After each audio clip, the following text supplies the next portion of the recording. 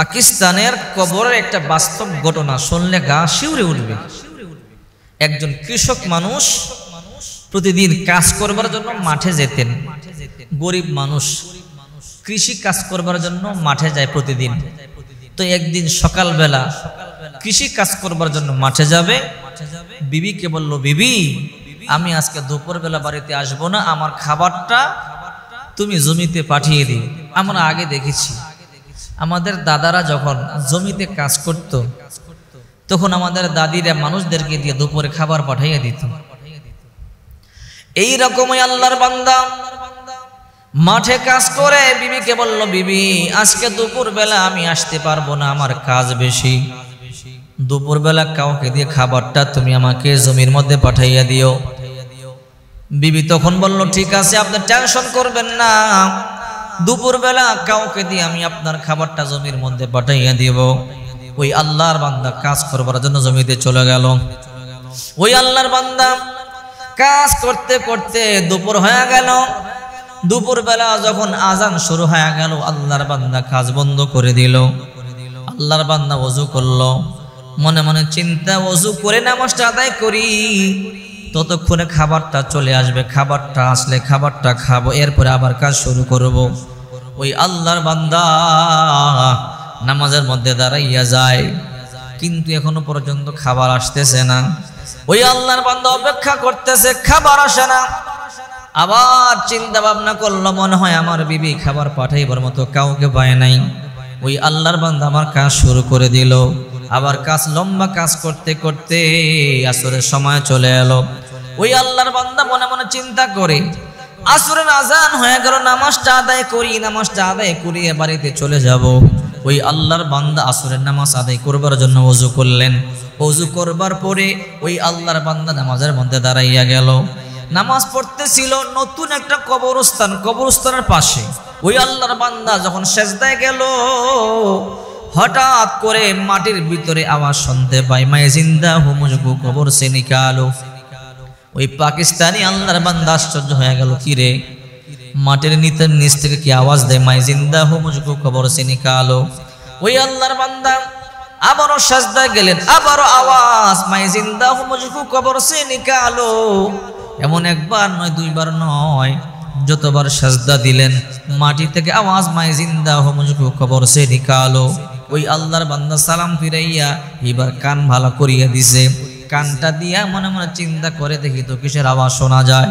যেই মাটির মধ্যে কান লাগাইলো, আওয়াজ, মায়ে জিন্দা হু মুঝকো কবর সে নিকালো।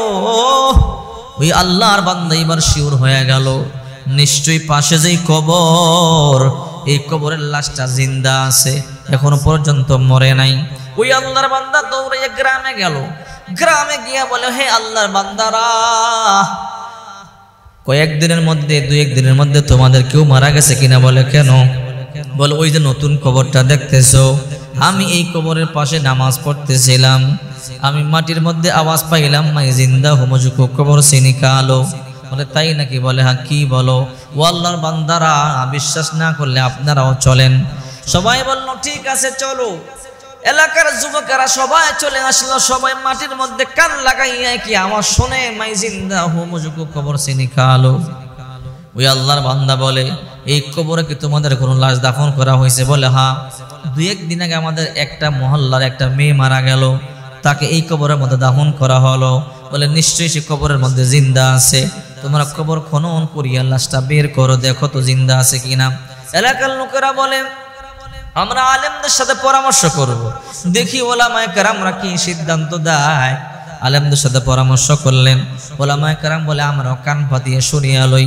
ওলামায়ে কেরাম পর্যন্ত কান পাতলেন, শুনতেছে, মায়ে জিন্দা হু মুঝকো কবর সে নিকালো। এই আওয়াজ শুনবার পরে আলেমরা বলল, ঠিক আছে তোমরা কবর খনন শুরু করে দাও। কবর খনন শুরু করা হয়ে গেল। কবর খনন করতে করতে যখন কবর ছিদ্র হয়ে গেল, হঠাৎ করে এই ছিদ্র দিয়া তাকাইয়া দেখে, আশ্চর্য ঘটনা, একটা মেয়ে দেখা যায় বিবস্ত্র অবস্থায় বসে আছে। তার মাথার মধ্যে কোনো চুল নাই, শুধু মাথার বাটি দেখা যায়, তার একটা দাঁতও নাই, দাঁত নাই, নখ নাই। আশ্চর্য হয়ে গেল। ওই মেয়েটা বলে, তোমরা আমার কাছ থেকে তোমরা সরে যাও, আমাকে আগে কাপড় দাও, আমি বিবস্ত্র, আমাকে কাপড় দাও, আমি বাড়িতে যাব। যখন বাড়ি থেকে কাপড় এনে যখন তার কবরের মধ্যে দেওয়া হলো, কাপড়টা পরিধান করিয়া দৌড়াইয়া ঘরের মধ্যে চলে গেছে, বাড়িতে চলে গেছে। বাড়িতে গিয়ে দরজা বন্ধ করে ফেলেছে। এলাকার যুবকেরা বাড়িতে গিয়ে বলে, দরজা খোলো, তোমার সাথে কথা আছে। মেয়ে বলে, না না, আমাকে দেখলে তোমরা সহ্য করতে পারবা না। কিছু যুবক আছে বড় সাহসী, বলে, না না, তোমাকে আমরা দেখবই। না না, দেখতে পারবা না, দরজা খোলো, তোমাকে দেখবো। না না, বলে, তোমার সাথে কথা বলবো, বলে, দেখলে সহ্য করতে পারবা না। যুবকেরা বলে, না না, সহ্য করতে পারবো। এই কথা বলবার পরে মেয়েটা দরজা খুলে দিল। তাকাইয়া দেখে মাথার মধ্যে একটা চুলও নাই। জিজ্ঞাসা করে, তোমার মাথার চুলগুলো কই? এত সুন্দর চুল তোমার ছিল। বলে, আমার চুল একটাও নাই, সব চুলগুলো টানিয়া টানিয়ে উঠাইয়া ফেলাইছে। বলে, কেন? বলে, দুনিয়াতে চুলগুলো পরপুরুষকে দেখাইয়া দেখাইয়া চলতাম, এই জন্যে আমার মাথার চুলগুলো টানিয়া টানিয়ে উপরে ফেলা হয়েছে।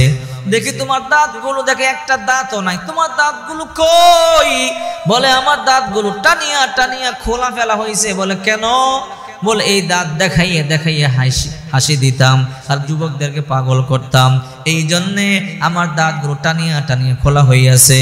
এইবার তাকাইয়া দেখে একটা নখও নাই, তোমার নখগুলো কই? বলে, আমার নখগুলো টানিয়া টানিয়া খোলা হয়েছে। বলে, কেন? বলে, এই নখের মধ্যে নীল পালিশ ব্যবহার করতাম, ওযু গোসল হইতো না, পুরুষদেরকে আকৃষ্ট করবার জন্য, এই জন্যে আমার একটা নখ নাই, সব টানিয়া টানিয়া খোলা হয়েছে।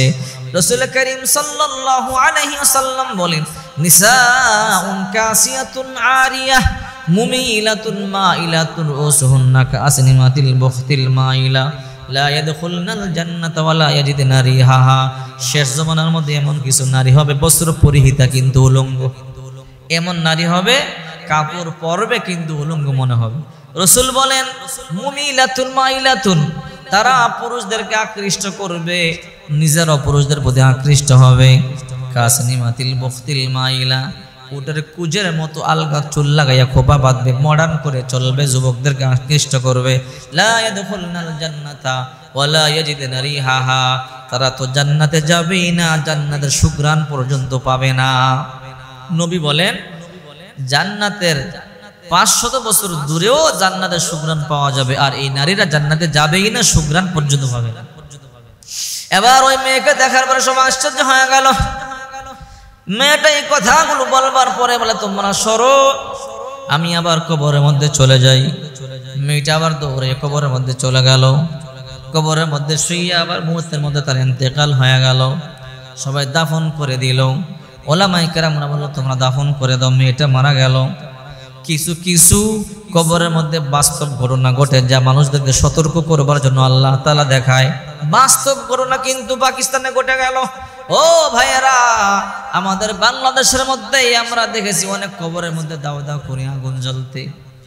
আবার এমন কবর দেখেছি জান্নাতের সুঘ্রাণ পাওয়া যায়। মুফতি ফয়জুল্লাহ রহমাতুল্লাহিল কবর থেকে জান্নাতের সুঘ্রাণ বের হইতো। এই জন্য রাসূল করিম সাল্লাল্লাহু আলাইহি ওয়াসাল্লাম বলেন, আল কবরু রাওযাতুম মিন রিয়াজিল জান্নাহ আও হুফরাতুম মিন হুফারিন নার। কারো কবর জান্নাতের বাগান, আর কারো কবর জাহান্নামের গর্ত। কারো কারো কবর জান্নাতের বাগান হয়ে যাবে। লাশটা কবরে রাখতে দেরি।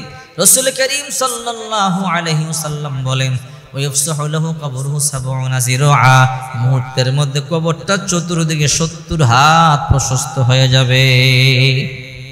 অন্য হাদিসের মধ্যে আছে, এই চোখ দিয়া যত দূর পর্যন্ত দেখতে পাবে, অত দূর পর্যন্ত কবরটা প্রশস্ত হয়ে যাবে। আমরা তো দেখি কবর ছোট না, বড় হয়ে যাবে। এই জন্য বেশি বেশি নেক আমল করবেন। কবর প্রথম ঘাঁটি। হযরত উসমান রাদিয়াল্লাহু তাআলা আনহু কবর দেখলে হাউমা হাউমা করে কান্না করতেন। সাহাবায়ে কেরাম বলে, খলিফাতুল মুসলিমিন, আপনি কবর দেখলে হাউমা হাউমা করে কান্না করেন।